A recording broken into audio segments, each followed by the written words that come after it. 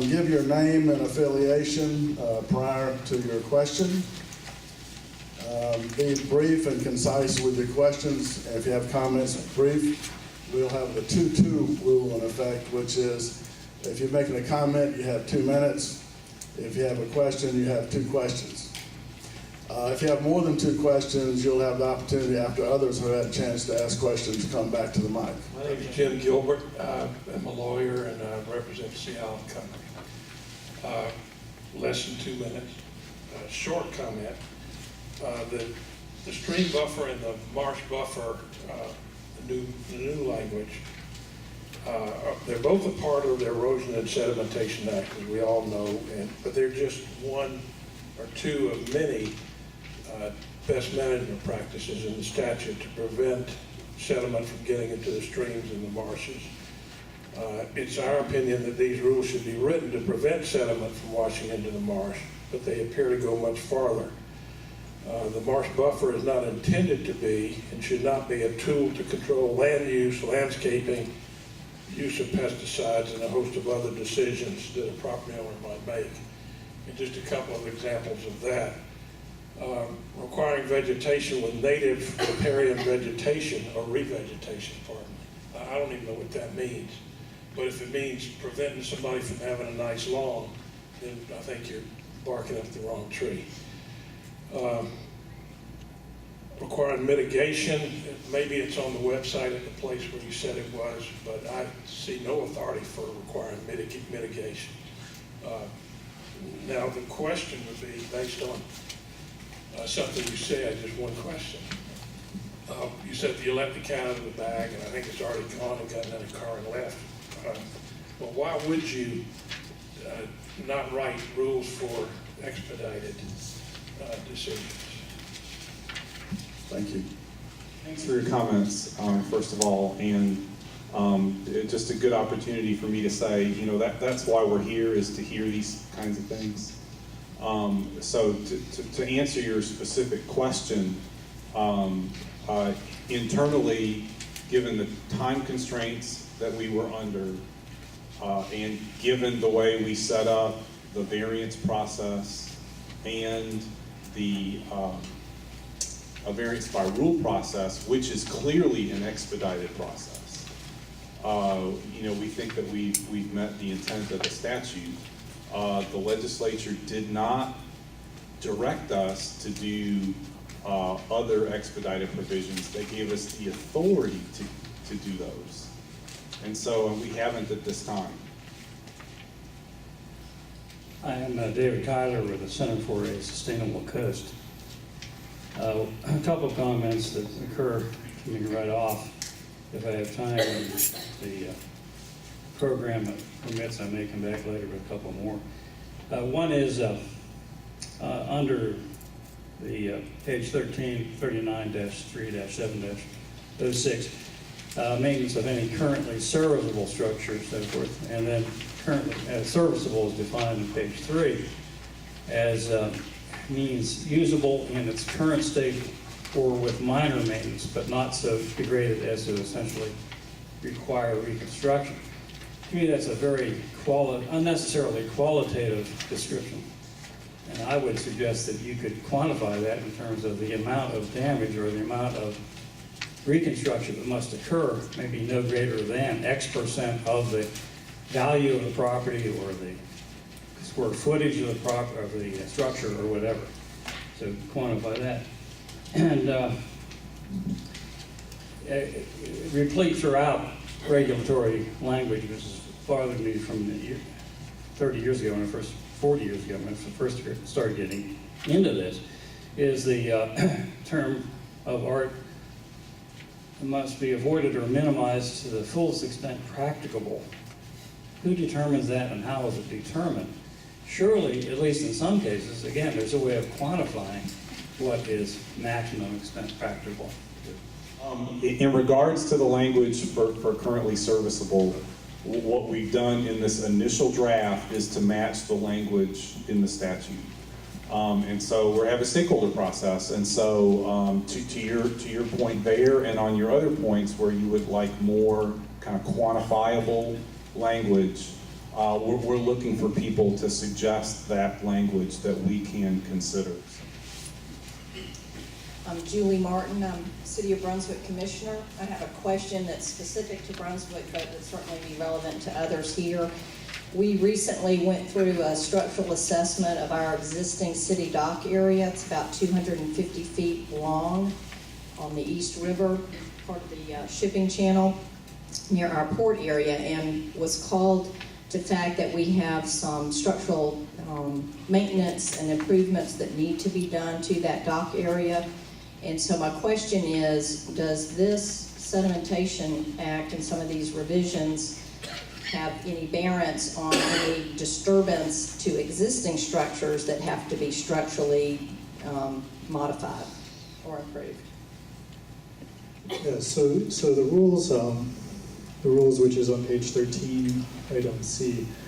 So there's an exemption for activities that occur on the landward side of any currently serviceable shoreline stabilization structure. So what we would recommend doing is, if you have a structure that you have any question about whether that's currently serviceable or not, is to contact EPD and CRD for a determination about whether that would qualify as currently serviceable shoreline stabilization. That satisfactorily answer your question? Yes. Good. Okay, another question? Taylor Haley, I'm an attorney with Compass Law Group. As I'm understanding, it appears that the legislature chose to, in the variance by rule, create an exemption for projects that were a disturbance in the buffer of 500 feet, but yet the rule, as I understand that you're potentially proposing, even if it only touches in the buffer 1 foot, but the overall project is 501 feet, then it is no longer apart. It just seems like you're creating a second buffer. It seems as though the legislature wanted to allow small projects like this to go through in more of an expedited or less onerous process, and it seems like you're creating this second tier of a buffer. And just with the clients that I represent, that puts them in a same category as the big boys. Thank you. Yeah, well, the way we looked and are looking at the statute is they connected two things. They connected 500 feet, as you mentioned, I think, and they talked about minimal impact. And so we felt like those bigger projects could have an issue with there not being a minimal impact. But again, we've done a draft rule and we want to get the input, so that's, you won't hear me say in any of these responses, oh, that's what we're going to do and that's just the end of it, because that's not why we're here. You know, we got a draft rule to solicit this kind of input to help us, but I am telling you that's what our thinking was, is that those bigger projects might have an issue with that minimal impact provision that the legislators put in the statute, in addition to the 500 feet. Second question. I understand what you're saying, that it does see that there's a two-prong kind of test, but it seems the way you're proposing, you're creating a bright line. You're not using the two-prong test within the buffer. You're creating a bright line outside the buffer, and I feel like that's potentially unnecessary. Yeah, and again, what one of the gentlemen that spoke previously, about wanting to have a little bit of a brighter line versus really, subjective language. That's the constant dilemma that we face when we write rules. Is that making it more clear as to what's in and what's out is helpful. At the same time, you've got to have judgment on a lot of these issues. They can't always have a really bright line, and that's just a challenge that we face as we do these rules. And so, please provide us that input, and we'll consider it. My name is James Holland, and I don't represent anyone but myself. I'm more or less just a simple Marsh advocate. I have a comment and then another question to follow it. I'm going to pretend that I'm a local issuing authority, okay? And I'm not going to bore you with a bunch of stuff, details about this. But if I'm a local issuing authority, who's supposed to enforce this complicated mess? I'm serious now. 15 to 20 years I have been trying to get things like this enforced. They are pure hell to get a simple one like we had before enforced. And now you have added 10,000 complications to something that these people can't enforce unless you've got somebody standing there 24 hours a day with this 500 foot here, 100 foot there, 5,000 feet over there. Ain't gonna work. You're gonna have to think about this. And that's my main comment. This ain't gonna work. Now, my other one is almost a hypothetical. Let's say, for instance, if we have a marsh jurisdictional line, and then all of a sudden, for some weird, wild reason, we find some salt marsh that's outside that jurisdictional line. How do we implement a buffer there? I need an answer to that, big time. Thank you. Somebody want to respond to that? Is that? I think Paul.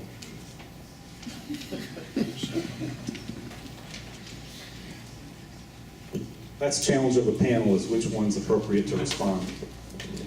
I think that the best way to respond to James, your concern here or your question would be along the lines that once CRD has determined the jurisdictional line to be at that point, using an elevation or using the indicators as identified in the law, that is the line of record for purposes of that line would be good for 1 year or for the life of the project that it may be connected to through permitting process. There is language in there for the department to go revisit that if there is significant environmental or legislative changes. All of our jurisdictional determinations and verifications do have that opportunity for us to do that. But CRD again would have to look at a standpoint of, is there a reason to change that line based on that criteria? Thank you. Okay, I saw that hand back there first. Jim Renner with Southern Onyx Minerals. I had two quick questions. One is about in the buffer variance procedures, if the intrusion is for a water and sewer line, and this is in the section that is not pertaining to coastal marshlands. So the words water has been added, so any kind of water. It can be aqueous chemical, it can be a clay slurry line, it can be industrial process water. You don't mean just mean potable supply.